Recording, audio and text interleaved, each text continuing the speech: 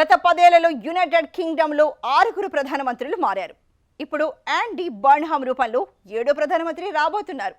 ప్రధాని పదవి చేపట్టిన 2 ఏళ్లలోపే కేస్ మాటర్ రాజీనామా చేసిన పరిస్థితులు రావడంతో బర్న్హామ్ మీద లేబర్ పార్టీతో పాటు దేశ ప్రజల్లో ఆశలు పెరిగిపోయాయి. ఇప్పుడు వాటిని నెరవేర్చాల్సిన బాధ్యత ఆయనపై ఉంది.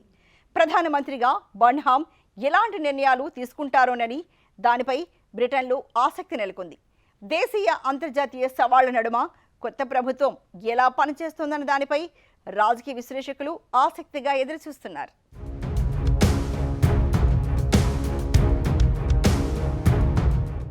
యునైటెడ్ కింగ్డమ్ రాజకీయాల్లో మరో కీలక పరిణామం చోటు చేసుకుంది. అధికార లేబర్ పార్టీ నూతన నాయకుడిగా ఆండీ బర్న్హామ్ ఎన్నికయ్యారు. లండన్లో జరిగిన లేబర్ పార్టీ ప్రత్యేక సమావేశంలో party national executive committee chair Shabana Mahmood ఆ విషయాన్ని అధికారికంగా ప్రకటించారు. గత నెలలో ప్రస్తుత ప్రధాని కీర్ స్టార్మర్ తన రాజీనామా ప్రకటించిన నేపథ్యంలో తదుపరి నాయకత్వ బరిలో ఆండీ బర్న్హామ్ ఒక్కరే నిలిచారు. బ్రిటన్ పార్లమెంటు దిగువ సభ హౌస్ ఆఫ్ కామన్స్లోని లేబర్ పార్టీకి చెందిన 403 మంది ఎంపీల్లో 379 మంది ఆయన అభ్యర్థిత్వానికి మద్దతు ప్రకటించారు. కీర్ స్టార్మర్ రాజీనామా సమర్పించిన వెంటనే కింగ్ చార్లెస్ III బర్న్హామ్ని ప్రభుత్వం ఏర్పాటు చేయాలని ఆహ్వానించనున్నారు. వచ్చే సోమవారం బ్రిటన్ 59వ ప్రధానమంత్రిగా బాధ్యతలు చేపట్టనున్నారు.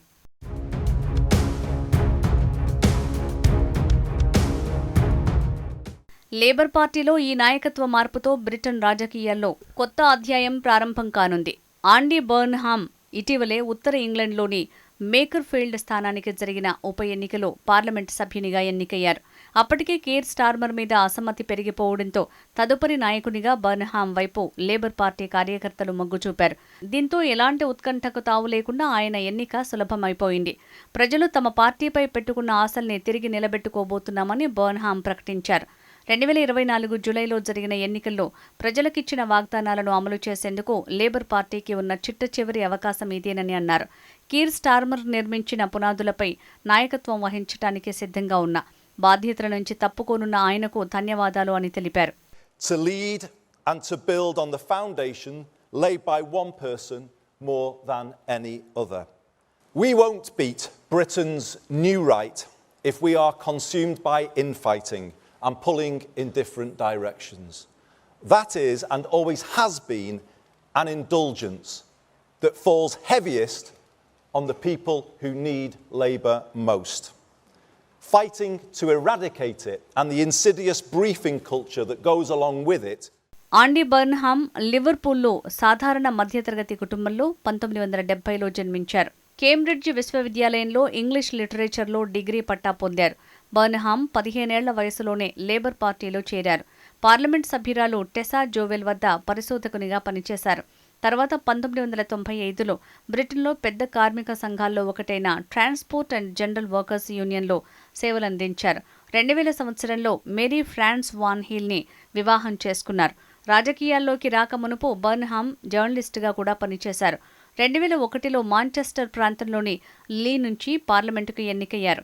గోల్డెన్ బ్రౌన్ ప్రభుత్వంలో ట్రెజరీ చీఫ్ సెక్రటరీ, సాంస్కృతిక శాఖ మంత్రి, ఆరోగ్య శాఖ మంత్రిగా పనిచేశారు. ఆండీ బర్న్హామ్ 2015-2017లో 2 సార్లు పార్టీ అగ్రనాయకత్వ పదవి కోసం పోటీపడి విఫలమయ్యారు.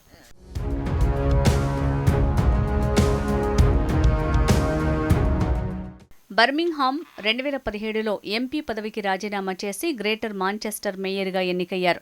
అక్కడ ప్రజా రవాణా, గృహ నిర్మాణం, మౌలిక వసతుల అభివృద్ధికి ప్రాధాన్యం ఇవ్వడంతో మంచి గుర్తింపు వచ్చింది. కోవిడ్ సమయంలో అప్పటి కన్జర్వేటివ్ పార్టీకి చెందిన ప్రధాని బోరిస్ జాన్సన్ విధానాల్ని బర్న్హామ్ బహిరంగంగా విమర్శించారు.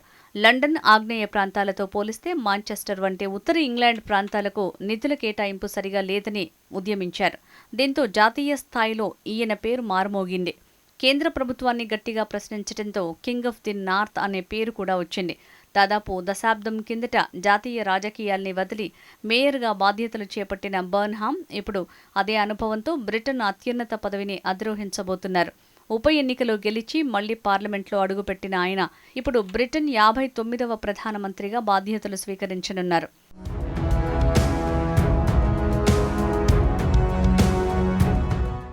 బ్రిటన్కు 10 ఏళ్లలో ఏకంగా 6 ప్రధానమంత్రులు మారారు. ఇప్పుడు బర్న్హామ్ రూపంలో 7వ ప్రధానమంత్రి రానున్నారు. 2024 ఎన్నికల్లో భారీ మెజారిటీతో లేబర్ పార్టీని అధికారంలోకి తీసుకొచ్చిన కీర్ స్టార్మర్ 2 ఏళ్లు కూడా పూర్తి కాకముందే పదవి వీడాల్సి వచ్చింది. వరుస రాజకీయ సంక్షోభాలు, బ్రెగ్జిట్ ప్రభావం, ఆర్థిక ఇబ్బందులు, ప్రజల అసంతృప్తి కారణంగా స్టార్మర్ రాజీనామా చేయాల్సి వచ్చింది. స్టార్మర్పై కొంతకాలంగా సొంత పార్టీ ఎంపీల నుంచే తీవ్ర వ్యతిరేకత వ్యక్తమైంది. స్టార్మర్ లైంగిక నేరగాడు ఎప్స్టీన్తో సంబంధాలున్న తన మిత్రుడు పీటర్ మాండెల్సన్ని అమెరికాలో బ్రిటన్ రాయబారిగా నియమించడం విమర్శలకు తావిచ్చింది. ఆ తర్వాత సంక్షేమ సంస్కరణలు దెబ్బతినటం, అధిక ధరలు, ట్యాక్స్లతో ప్రజల్లో వ్యతిరేకత ఎక్కువైంది. ఇటీవల స్థానిక ఎన్నికల్లో లేబర్ పార్టీ ఘోరంగా వెనుకబడటం, ప్రజాదరణ తగ్గిపోవటం, ప్రభుత్వ విధానాలపై అసంతృప్తి పెరగటం స్టార్మర్పై ఒత్తిడిని పెంచాయి.